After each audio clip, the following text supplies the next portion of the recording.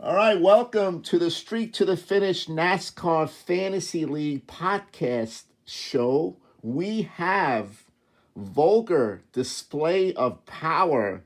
The 2002 GM entered the league, and his name is Chuck, by the way. Chuck, welcome to the show. Thanks, Dave. Man, that last race, the win, man, I'm on top of the world. Byron came through for me. It was a great, dominating win. So good to get the first one out of the way. I'd say after 3 races. Yeah. So ready to start the rest of the season. All right, so we give a little background on Vulgar Display of Power. I met him up at Nextel back in 2001-ish. This is his 20th season, by the way, going into 2023, his 20th season. He has 11 winning seasons in 19 years, 8 playoff appearances, 1 Super Bowl appearance since we went to the Super Bowl era. So close, Dave. Yes, and he's on the all-time win list. He is ranked number 6 with 178 wins going into this season. So realistically, he got his first win this year. He has 179 career wins. That's a pretty impressive resume right there, buddy. Thanks, man. Yeah, it's been a while. It was good. I just happened to be in Nextel on business, as a vendor, and I saw Mark Martin's screensaver, I think, on your desktop. I was like, you're a race fan, and that's how it all started. Yeah, it's so funny how. Since then, it's been many years. Yeah, it's funny how I find NASCAR GMs who are passionate about racing, and majority of the GMs that are in my league are NASCAR enthusiasts, passionate GMs, passionate race fans. So I get them in the league somehow, and you've definitely been a great addition to our league for a long, long time, entering your 20th season. So Vulgar, I know you had that tough Super Bowl loss to Amanda's Girl Power back in 2017. Sorry to bring it up, but you've been close. What do you think about your career thus far? What do you think about the playoffs? Well, man, Dave, second place is what? First loser. Until you get that pinnacle, I don't know. Vulgar Display of Power is still waiting and waiting. All right, so that's the ultimate goal. All right, okay, we'll eventually get there. So I'm sure some curious people on this show or in my league probably want to ask the question, where did you come up with that name, Vulgar Display of Power? Can you give us a little background? I can, actually. If you guys, or if anyone's a music fan, especially more on the heavy metal genre, Vulgar Display of Power came from a band called Pantera, which, after some adversity, is back in the saddle with a couple of members, touring now. So I've always kind of liked that. I used to have the album cover as my icon, but I've since changed. But Vulgar Display of Power seems to be very fitting between the heavy metal music that I like in our league and in the sport that we all really love. So.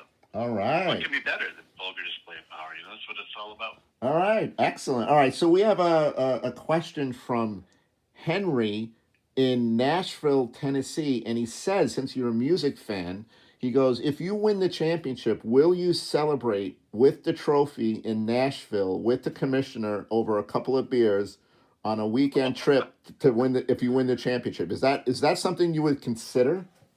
Did I hear all expenses paid? we could expense that. Mary Ellen is our official admin of the Streak to the Finish NASCAR League, and she might be able to figure out an expense trip for that.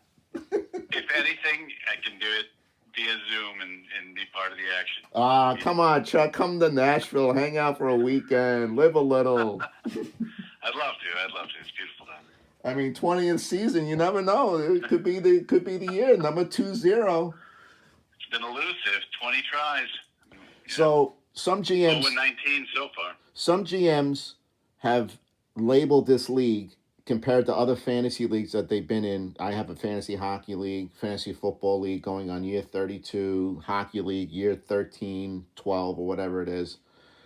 My uncle, Will's lead follow, get out of the way, has claimed that this elusive championship for him, this league is the toughest fantasy championship to win. Do you agree with him, kind of? Totally agree. especially the competition that we've got. And gosh, 22 teams, right? Yeah, we have 22 GMs, 21 races. Yep. Yeah, that's a lot of drivers, and that's a lot of races to go through and a lot of people to beat. So if you win this, you're really doing a pretty good accomplishment. So Yeah. I would concur. It's the hardest league I'm in currently, obviously from my record.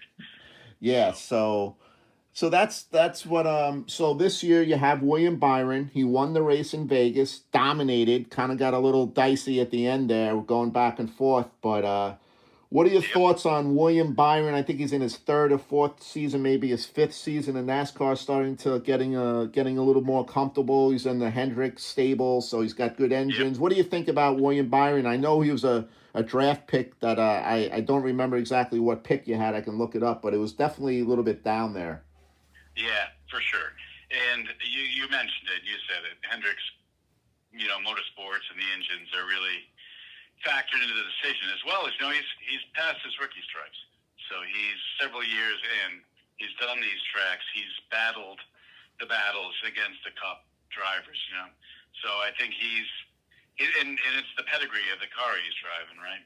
So you can't discount that as well. So I'm hoping to catch fire, to have solid experience in the race crews that they've got, and the data that they've accumulated over the years, and the teammates that he has. So hopefully that'll carry and give me a good edge as we head out to the rest of the season.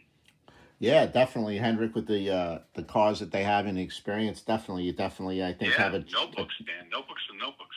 Yeah, of course, it's not databases, but and the wind tunnels and everything else. So. Yeah, you got a chance to win a championship with William Byron. You got as good a chance as anybody else. I mean, as long as Amanda doesn't face the Amanda Girl Power. Yeah, that was Girl Power will take me down.